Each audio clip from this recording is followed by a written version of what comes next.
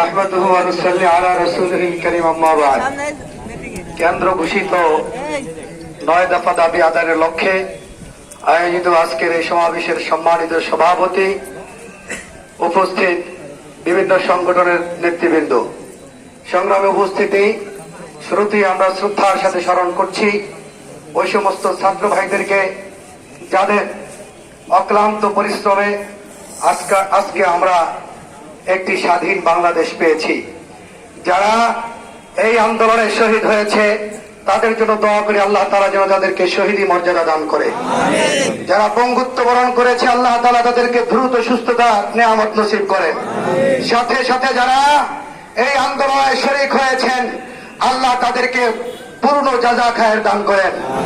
সম্মানীয় উপস্থিতি, আমরা দেখেছি বাংলাদেশের বিরোধী রাজনীতিবিদগণ বিভিন্ন পর্যায়ে জেলে থাকার কারণে বাংলাদেশের ছাত্রদের একজন রাহাবার দরকার ছিল কি ছিল না? সেই রাহাবারের ভূমিকা পালন করেছেন কিংবদন্তি বিপ্লবী আলেম দ্বীন নায়েবে আমিরুল মুজাহিদিন। তিনি তাহার লক্ষ লক্ষ নেতা কর্মীদেরকে সাথে নিয়ে এই বৈষম্য বিরোধী ছাত্রদের ডানে বামে সামনে পিছনে দেখে তাদেরকে সাহস জুগিয়েছেন। ঠিক না বেঠে? আমরা বলবো যারা এই 2024-এ বৈষম্য বিরোধী আন্দোলনে যারা নেতৃত্ব দান করেছেন, যারা শহীদ হয়েছেন, যারা আজকে জীবিত রয়েছেন, তারা এই 2024 সালের নবমুক্তিযোদ্ধা। আর যারা এই বৈষম্য বিরোধী আন্দোলনের বিরোধিতা করেছেন সেই আওয়ামী লীগের গুন্ডা বাহিনী, ছাত্রলীগ, যুবলীগ, জেলার বাহিনী যাদেরকে আক্রমণ করেছে তারা 2024-এর নবরাজাকার। এই রাজাকারকে চিহ্নিত করে পর্যায়ক্রমে দেশ ত্যাগ করতে হবে। আমরা দেখেছি আওয়ামী লীগ আবার মাঠে নেমেছে, স্লোগান তুলছে শেখ হাসিনাকে আনবে।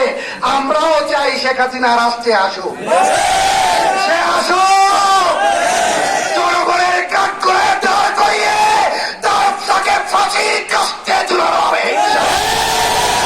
ছাড় দেওয়া হবে না। চোরের মতন পালিয়ে গেলেন কেন?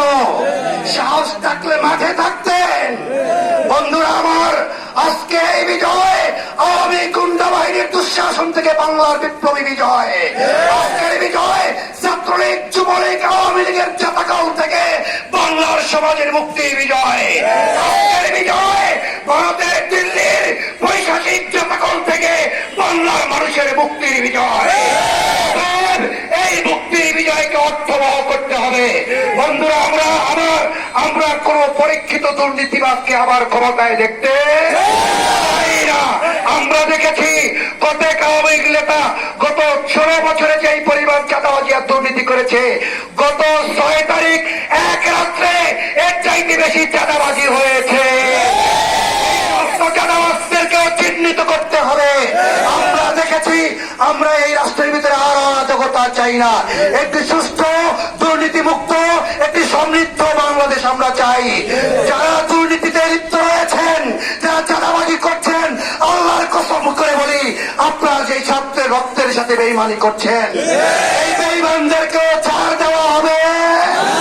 এই জন্য আমরা বলবো এই বৈষম্য বিরোধী ছাত্র আন্দোলনে যেই মহাপুরুষ, যিনি অভিভাবকের ভূমিকা পালন করেছেন, বাংলার আপামর সাধারণ জনতাকে নিয়ে, লক্ষ লক্ষ কওমি মাদ্রাসার ছাত্রদেরকে নিয়ে, লক্ষ লক্ষ শ্রমিক কৃষকদেরকে নিয়ে, সেই মহাবিপ্লবী নেতাকে পাশ কাটিয়ে রেখে বাংলাদেশে নতুন কিছু করতে দেওয়া হবে। আমাদের আত্মবিশ্বাস, আমাদের কর্মসূচি, আমাদের দাবি ন্যায় সঙ্গত দাবি, বাংলাদেশের মাটি ও মানুষের পক্ষের দাবি, বাংলাদেশকে সমৃদ্ধশীল একটি রাষ্ট্র গঠনের দাবি, বাংলাদেশকে দুর্নীতিমুক্ত একটি রাষ্ট্র গঠনের দাবি আমাদের দাবি। অতএব এই দাবিকে পাশ কাটিয়ে নতুন সরকার যেন গঠন না হয়, অন্তর্বর্তী সরকারের কাছে আমাদের এটাই দাবি।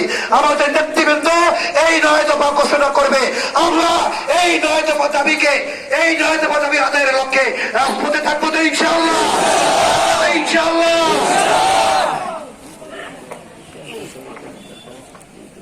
সংগ্রামী সহযোদ্ধা ভাই বন্ধুগণ, আজকের এই গণসমাবেশের পর্যায়ে এখন বক্তব্য রাখবেন জাতীয় উলামা মাশায়েখ আইম্মা পরিষদ